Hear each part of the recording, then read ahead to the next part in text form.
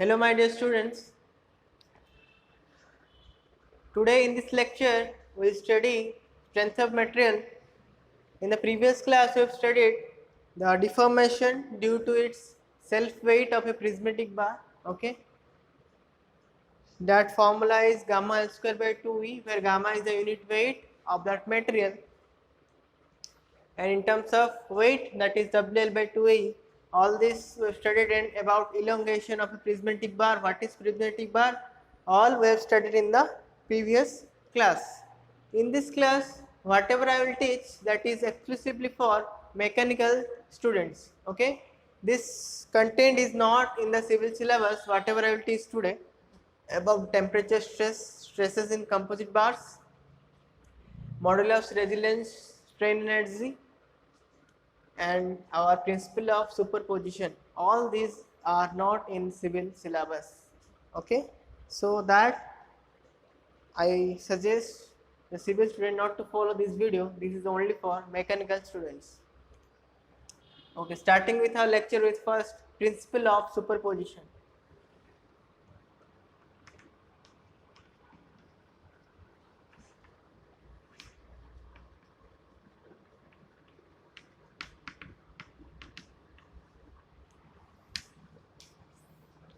What this principle says?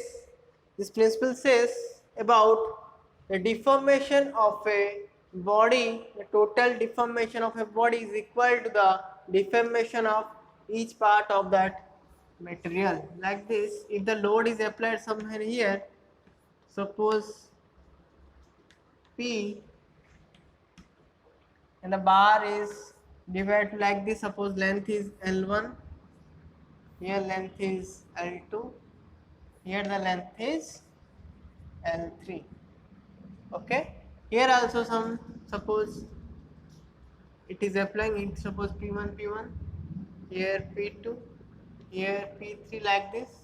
Okay, then the total deformation, suppose delta L of that body is equal to the deformation of each segment of that body due to the individual load. Then I can write total deformation delta L is equal to delta L1 plus delta L2 plus delta L3. This is the principle of superposition. Okay, so now I will give the example of this. If this is the problem, one problem will definitely come related to principle of superposition, like this. One bar will be given and the load will be given like this. So how to calculate this? Delta L1, delta L1 means elongation of this segment. How to calculate it? See, if you want to take the elongation of a particular segment, then take the left side or take the right side of that body, whatever the load. Suppose delta L1 I want to calculate. So delta L1 I can write, due to only left side I am taking, so I will take only P1. So I can write P1 L1 by A1E. Suppose here it is A1, it is A2, it is A3. This formula I hope you have remembered, that delta L equal PL by A. We studied in the previous class. Yes or no? PL by AE. Like this I just put the formula. Now how to calculate delta L2? Delta L2 means elongation due to this segment. Take left or right. If I want to take left, then it is tensile, it is also tensile force. We are taking tensile as positive always. Remember that. Compressive means negative. So here the tensile, so both will be added. Yes or no? That means P1 plus P2 into length कितना है वहाँ पे L2 by area है A2, E तो constant है E. Like this, how to calculate delta L3? Just put left or right, left number of forces are there, but in the right side only one force is there, so I'll take that one. That is also tensile, so positive. So that will be, suppose P1, P2, P3, P4 ले लेता हूँ, या P1 ले लो equal, कोई दिक्कत नहीं है. P1 L3 by A3. Whatever the value will be given in the question, that you have to take and add both the add three terms, then you will get the answer. Okay. So this is only the, I have just given the theory. The problem related to principle of superposition we will do in the next class. Today in this class I will finish the theory part of this chapter. Okay. In the next class we will solve number of problems of first chapter. Then our first chapter will be over in this week. Okay. So this is our theory part. Just remember and understand this. Next class we will study the problem related to principle of superposition. Then it will be more clear after doing problem.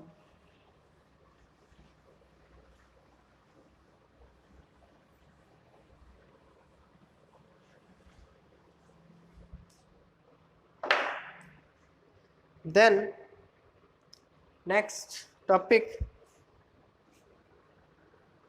composite bar.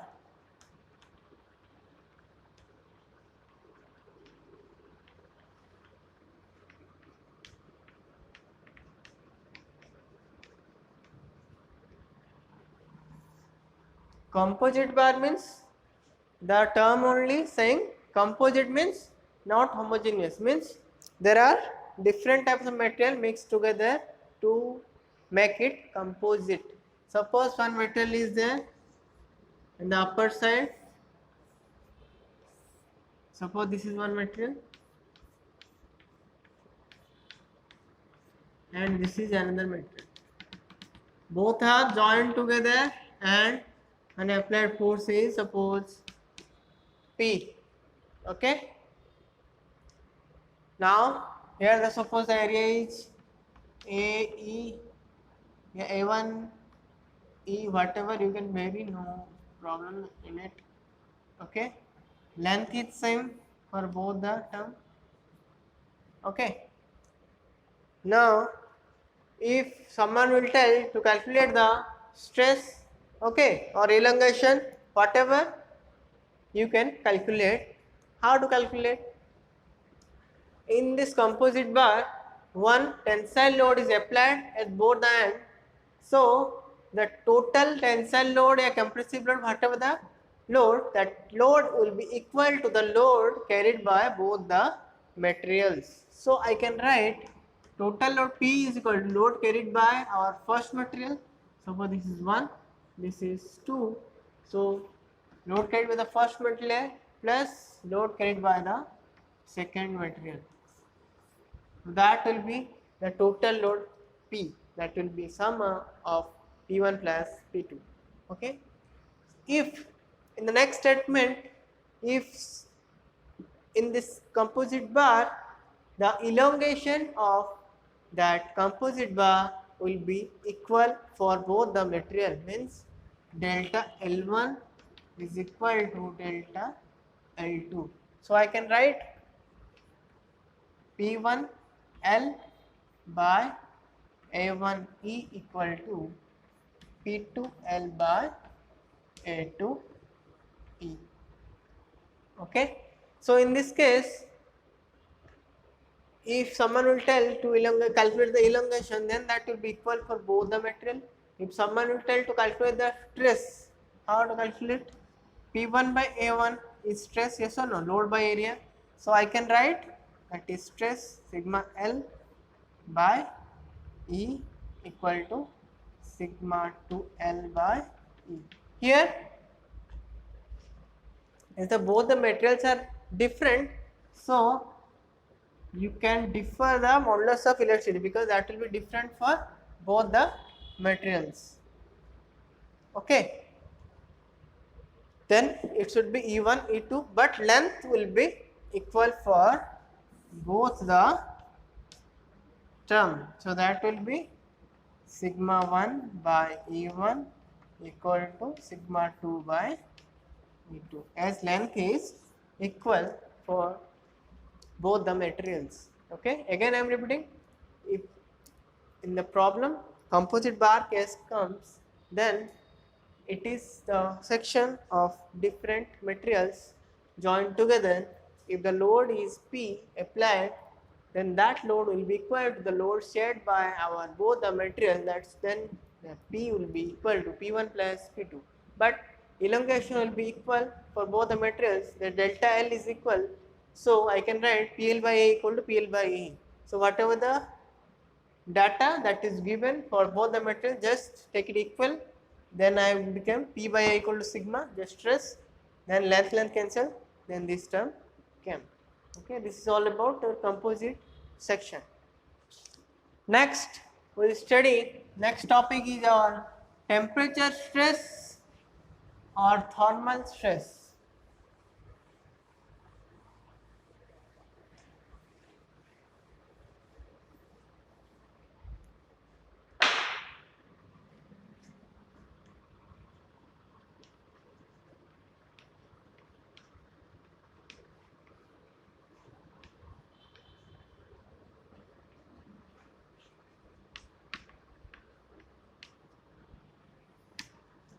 Temperature or thermal stress means what? The name only signifies that the stresses due to the rise or fall of temperature, and the most important condition is the deformation is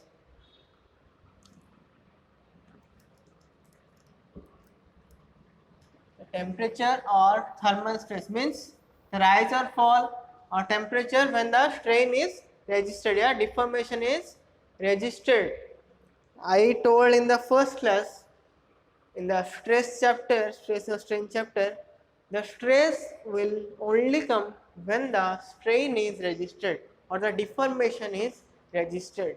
That may be normal stress, that may be shear stress, that may be bending stress, that may be temperature stress, but that will only come when the deformation is registered or the strain is registered.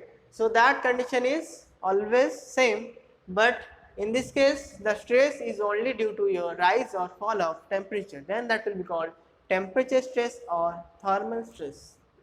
So before going to this thermal or temperature stress, you should know one term that is new to you, that is coefficient of thermal expansion.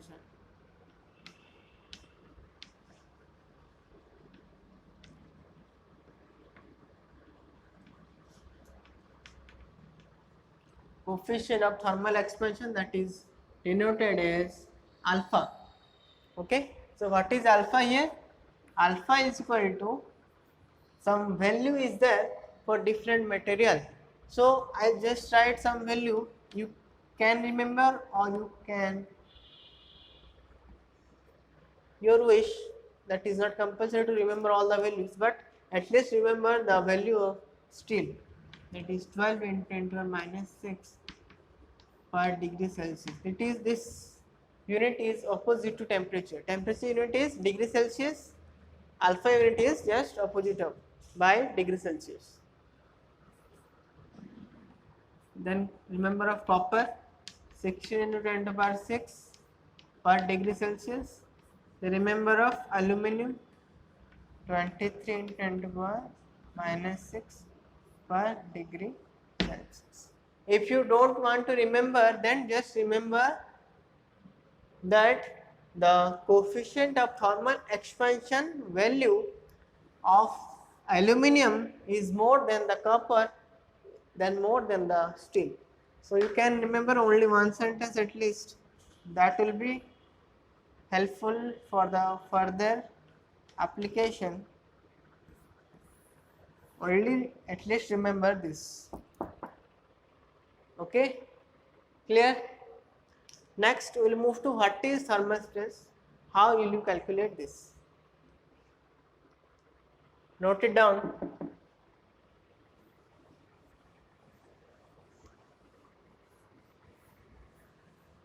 You can pause the video, then note it down, no problem. Suppose a length of the bar is L, okay. The change in temperature is suppose delta T.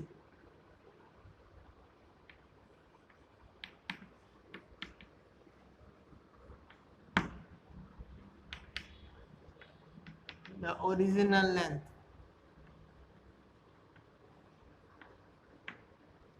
Okay, that is change in temperature. E you already know, modulus of elasticity.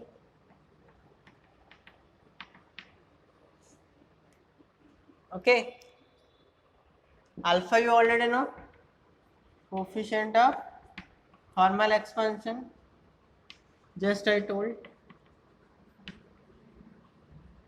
So now if you want to calculate the expansion and deformation, elongation due to the temperature effect, then delta L can be calculated, L alpha delta T.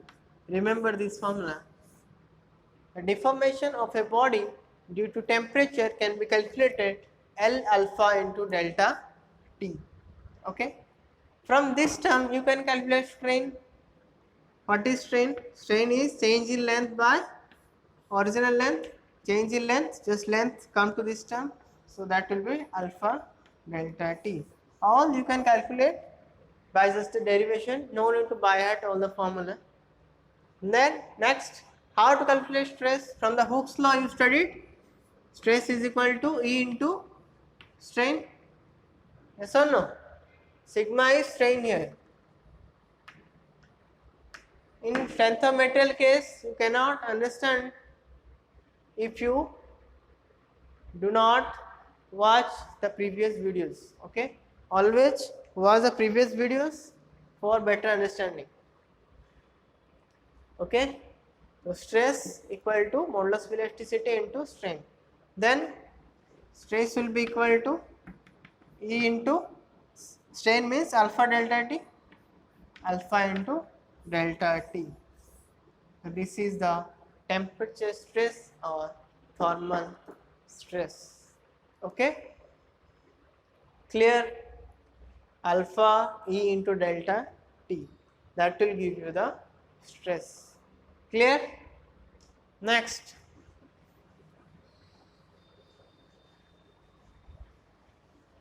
for composite bar case we will study this thermal stress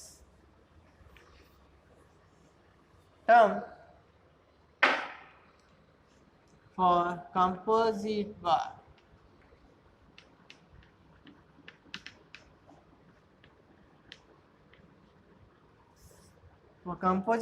case, if suppose the upper side is suppose aluminum and the lower part is our steel.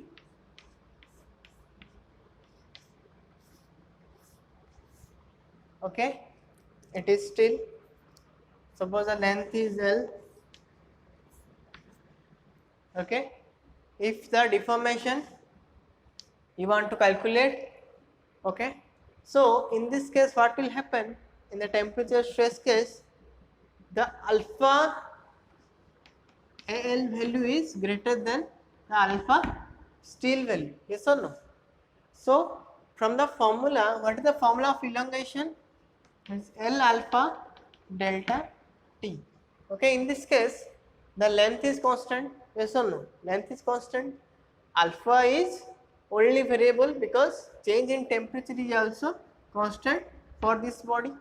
Okay, so in this case the alpha value of aluminum is more than our steel. So definitely the deformation or elongation is greater for aluminum than steel, yes or no? Aluminum deformation will be more than steel because alpha value is more than the steel. So what will happen here, the aluminum will try to expand more, but steel, as the coefficient of expansion is less, so it will deform obviously smaller than the aluminum. So somewhere here the delta actual will lie, delta L actual. So in this case, aluminum will be here, but steel will be somewhere here. So aluminum will be applied to our compressive stress, but steel will be applied to our tensile stress, because aluminum expanded already somewhere more than the steel. As it a composite section, aluminum alone cannot expand independently because it is dependent on steel also. So steel will not deform like aluminum. So steel will be deformed like this here or somewhere, aluminum will deform like this. So at the composite section, for the stability purpose, the aluminum will be applied to compressive stress, but the steel will be applied to tensile stress to come somewhere here. So that will be delta L actual. So in this case, you can write the important objective question for every competitive exam, the which part will be applied to which stress, means aluminum part will be applied to compressive stress. So you can write compressive stress of aluminum. Okay, another stress will be equal to tensile stress of steel. Clear? So in this case, your all the both the stress will be equal. Okay, the compressive stress whatever it will come, the tensile stress for the stability purpose, that will be equal. Compressive stress of aluminum equal to tensile stress of steel. So you can write sigma 1 equal to sigma 2. Okay, clear? Generally it is asking compressive, where the compressive stress will come, where the tensile stress will come in the most of the exams. Okay, this is about your expansion case. Here is the increase of temperature, yes or no?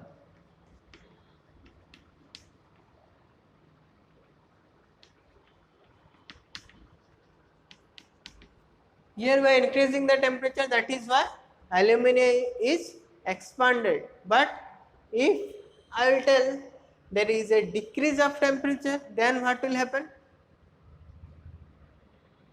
Then all will be same, the value will be same, but the compressive will be tensile and tensile will be compressive. How? So this is the first case. If I will move to the second case,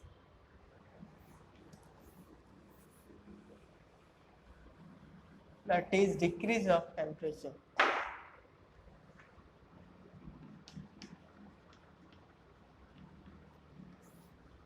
Decrease of temperature.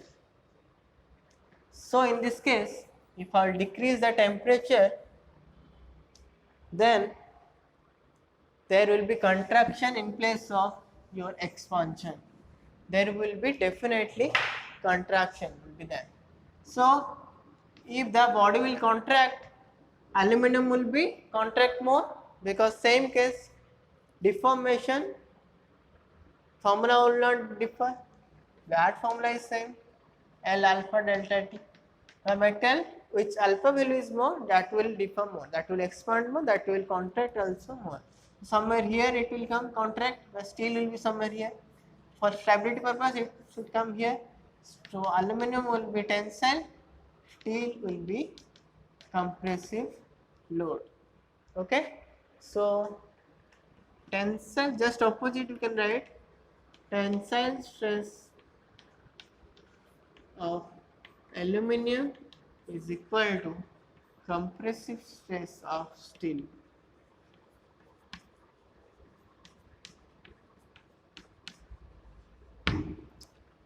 Okay, you can write your sigma 1 equal to sigma 2. If this is 1, this is 2, you can write this. Okay.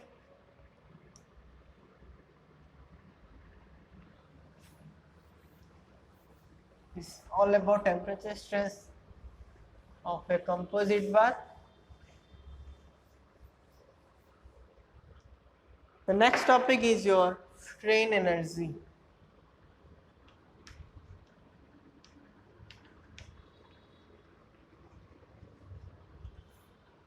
Okay, what is strain energy? Strain energy is the amount of work done by the body when there is no externally heat, yeah, something is provided to that body, that is strain energy. Strain energy is generally the work done. What is the work done by the body? Okay, but in case of strength of metal case, the strain energy is our work done by the body within the elastic limit. Generally we are calculating within the elastic limit what is the energy stored in that body, that is called generally your strain energy.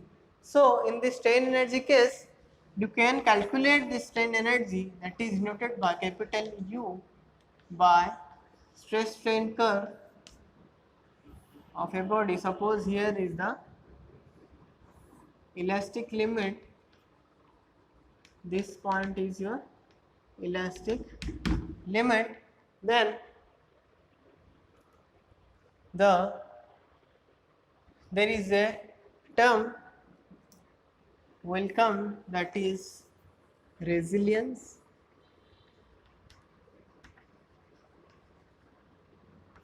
First one, second one is proof resilience,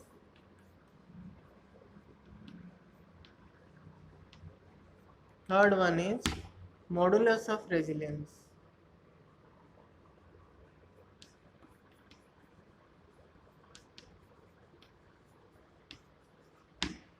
Okay, so first we'll study strain energy. You already know energy stored in the body within an elastic limit. Okay, that is strain energy. So that is only resilience. Resilience means the amount of energy, strain energy stored in the body when load is externally applied, that is called resilience. So in this case, strain energy can be calculated by just taking the area of the stress strain curve, that is sigma square by 2E into volume. Okay, V means volume here, volume of that material. Okay, if you want to calculate in terms of load, then it can be calculated half into P into deflection into volume, that will be your strain energy.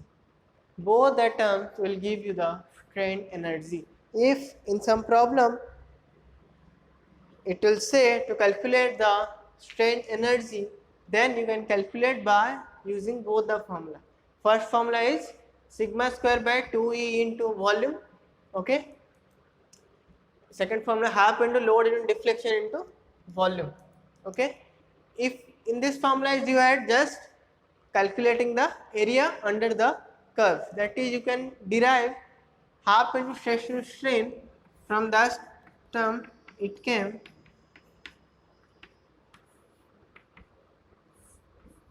strain energy per unit volume, generally we are calculating. So in this case you can calculate, you can put strain is equal to, from the Hooke's law, sigma equal to E into sigma. So sigma will be sigma by A, epsilon equal to sigma by E. So it will come sigma square by 2E. That only I have written, sigma square by 2E. Okay. Generally in the question it will be asked strain energy per unit volume. Generally it is asking, if it is asked only strain energy, then multiply this sigma square 2E into volume. If it is asked strain energy per unit volume, then it will become, volume will come here, the formula becomes sigma square by only 2E. Okay, the same thing whatever I calculated here. In this case also strains per unit volume half into load into deflection. Okay, that will be your answer. No need to multiply the volume if it is asked strain energy per unit volume. Clear? This is all about strain energy and resilience. Next we will move to proof resilience.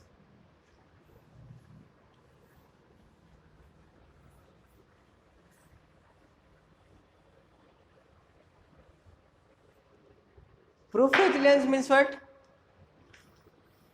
The resilience is strain energy at the elastic limit point, that will be called proof resilience. Okay, in this point, whatever the strain energy will come, that will be called proof resilience. Yeah, you can call maximum strain energy, that is proof resilience. Then what is modulus of resilience? It is proof resilience per unit volume.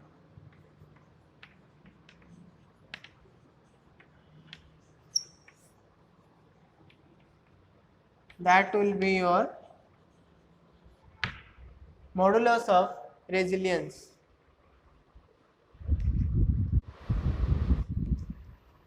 Again I am repeating, strain energy means the amount of work done by the body. If you want to calculate quantitatively, you can calculate the strain energy per unit volume, that is sigma square by 2E, or load into deflection by 2. That will be give you the strain energy per unit volume. Resilience means the amount of strain energy stored in a body within the elastic limit, then that will be resilience. Proof resilience means the maximum strain energy stored in a body when it is loaded up to the elastic limit, then that will be proof resilience. Modulus of resilience means the proof resilience per unit volume of the material will give you the modulus of resilience. The notes of this chapter I will give you in this week. Don't worry for the note. But I suggest the student to make a note for your better understanding whatever I am writing in the board. Don't get lazy for that. Okay, last topic of this chapter and of this lecture, that will be stresses due to different type of load.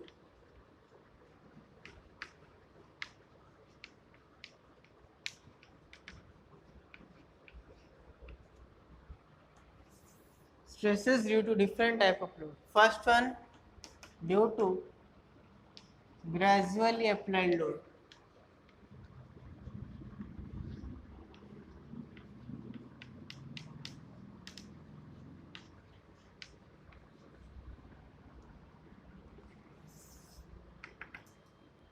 Due to gradually applied load. If the load is increases from 0 to the maximum value, then that is called gradually applied load. Means load increases from 0 to maximum value, that will be called gradually applied load. So that stress will be equal to just the same as we calculated before, that is P by A. P is the load, A is the area. The first case. The second case, due to suddenly applied load. Three cases are there, then this chapter will be over. Suddenly applied load, this is gradually applied load. Then the stress will be equal to just 2 times the first case. Okay, here it is case P by A, here it is 2P by A. Just double of that value. Okay, 2P by A. Next, in the third formula, due to impact, load. Impact load means what? If the load is applied somewhere, some height, from some height, if the load is applied, then that load is called impact load. That can be calculated the stress, that is P by A into 1 plus 2A E H by WL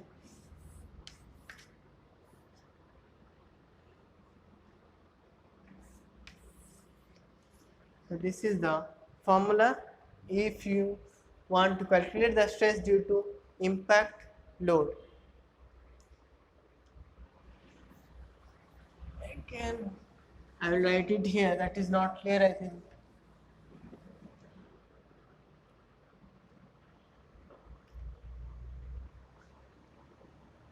Stress equal to P by A into 1 plus root over 1 plus 2AEH by WH. WL. H means what? From the height, whatever you have applied the load. W means here also P, not W. If you want to use W, all the cases you have to use. If you want to P, use P, then P, all the cases. P means the load. You can use W also for the load, no problem in it. I use P, so I'll write it P everywhere. L is the length of the body, A is the area of the body, E is the modulus of elasticity of the body, P is the load, H is the height. From the height wherever you are applying the load. Then that will be if P by A, this is due to impact load. If you want to derive this formula from this, as in the suddenly applied load, the height value is 0. Okay, so put H equal to 0 here and calculate the value, then it will come to P by A. Calculate this, sigma equal to P by A into 1 plus that is 0, 2AE into 0 by PL. Okay, root over. So it will be 0. So it will become P by A 1 plus this is also 1. So it will become 2P by A. Just proved this is related to this 2P by A. This formula is derived from this formula. If 3 cases I am repeating, if in the problem it is asked to find out the load due to gradually applied, find out the stress due to gradually applied load, then that formula will be P by A. If it is asked to calculate the stress due to suddenly applied load, then the stress will be 2P by A. If it is asked to find out the stress due to impact load, then we can calculate by this using this formula. If you put the height h equal to 0, then this formula will come due to suddenly applied load. This is all about your theory part of your first chapter. The next class we will do number of problems related to this chapter, then it will be more clear to everyone. Still, if you have any doubt, you can ask me. Thank you.